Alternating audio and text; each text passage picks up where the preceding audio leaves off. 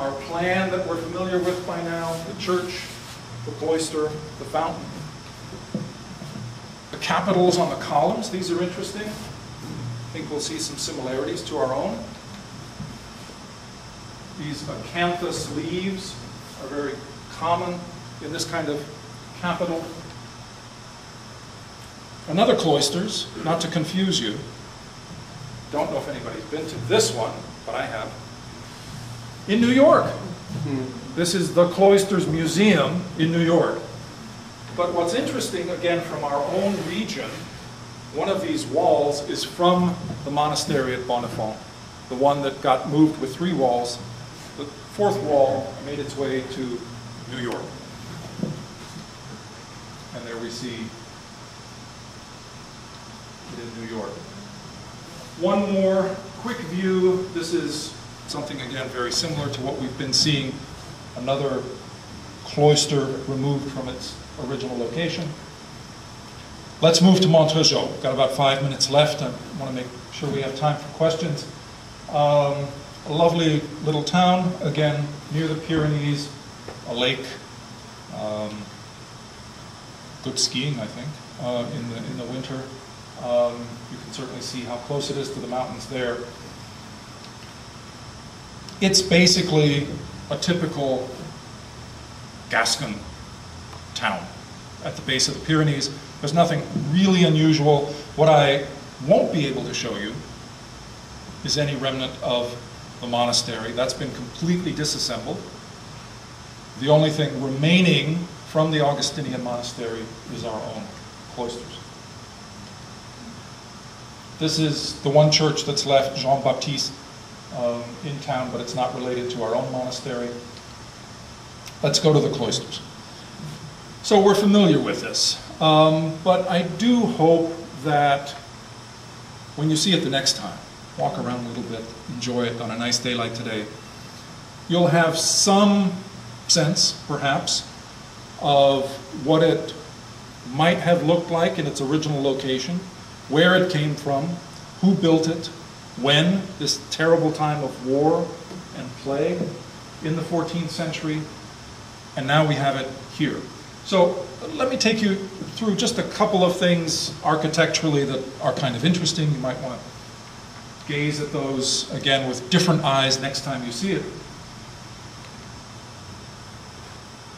I think we all recognize how beautiful it is, this double colonnade. Of course, you have to remember, and I'm sure it was lost, certainly not reconstructed. There's not much need here, I suppose, except on a day like today. It would have, of course, had a roof. You could have walked through it. One end, again, would have been attached to buildings such as the dormitory or the refectory. The other side would have gone into the church. We recognize it really couldn't have been built in the 12th or 13th century because it's Gothic. Gothic starts late 12th century, and it's true that in France, even in England, we have Gothic cathedrals, Notre Dame, Paris, going up in the early 13th century. But by the time that style, that architecture got to southern France, we're talking 14th century. So I mean, there are lots of indications, but we know from looking at the pointed arch, this is Gothic. What's really interesting, though, about our own cloisters, this is not so unusual to have something within the arch. So you have the pointed arch both as an architectural element. I mean, in fact, it carries the weight of what's above it. And the pointed arch does that much better than a rounded arch. But, of course, inside the arch, what's normally called a tracing, and we might be familiar with roses or trifoil or quatrefoil. Here we have this very interesting take on the theme of the pointed arch. Something unusual, actually, and I think it does set us apart a bit, this architectural and aesthetic element here that emphasizes, really in its exaggeration, It's almost a so-called horseshoe arch because it comes back. It's exaggeration of the pointed arch. So here we see it in different views. Really quite unusual. We also want to talk for just a minute about the capitals. Of course, the capital is what's between the pillar and what it carries. And these are, I'm sure you've looked at them, but take a closer look.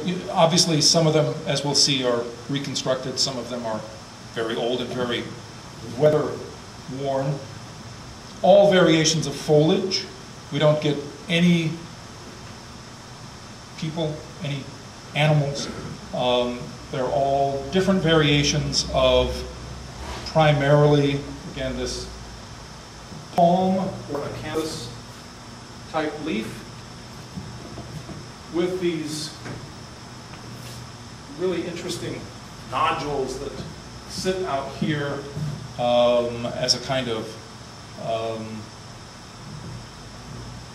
either continuation here, we can even imagine it to be a fruit. It's not more specific than that, I think. Here, obviously, we see something that's been recreated.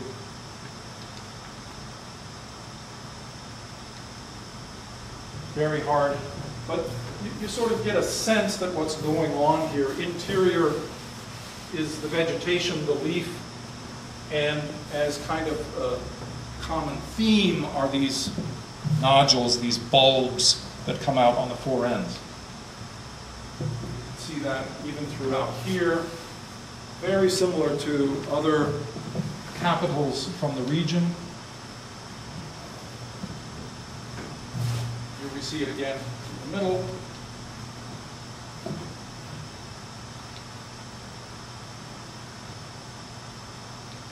I think further study, especially of the capitals, really let us localize it even more. I think we see a lot of similarities and some other things that we've shown.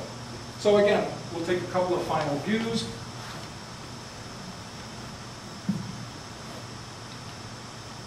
And in just a minute or two, because I think this is so interesting, the other thing that our own Cloisters has in common with a couple of other buildings in North America, specifically in the US. This is, again, remember, part 2 of my lecture next time. But leading to that, William Randolph Hearst, as we know, he bought these things up in the 20s and 30s. He went to France, he went to Spain. These buildings either belonged to somebody or the community or to nobody. They were essentially disassembled and shipped back to the States. This one in particular was shipped to San Francisco in the 30s. William Randolph Hearst ran out of money in the 30s, as did a lot of wealthy people. Wasn't able to do what he wanted with this particular monastery that he had purchased. The rocks, the stones apparently have been lying around Garden Gate Park for the last 50 years. Some local monks bought them and over the last 10 years have reconstructed in their own active monastery the Abbey of New Clairvaux. That's their website, by the way. Monks have websites too. This chapter house, it's not a cloister. The chapter house is where the monks would meet as a group to discuss important matters, to seek advice, to talk to each other and so forth. And they have rebuilt this chapter house. It's about an hour north of Sacramento. Really, really interesting. There's one other one. This is a little bit closer to you all here. This is in North Miami Beach. Also an active Episcopal church. This is the, also called Bernard of Clairvaux. Originally from Spain and has been reconstructed. This was done in the 50s, actually. Reconstructed and I think given to the Episcopal Church about 10 years ago. So it's an active church and cloister.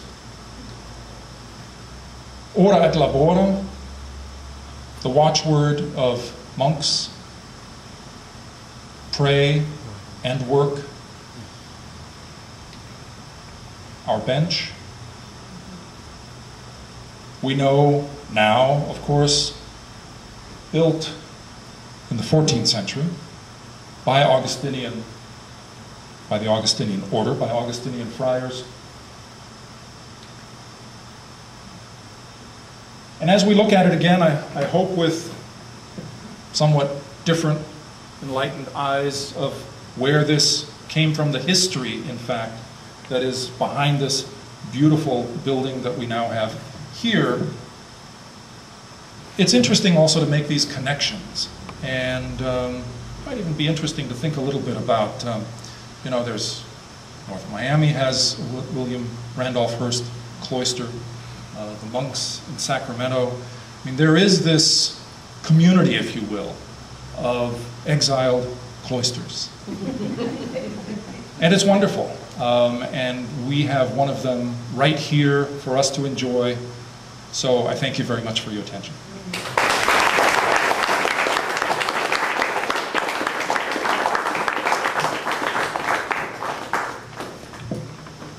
A couple of minutes for questions, if I can answer anything at all. Yes, sir.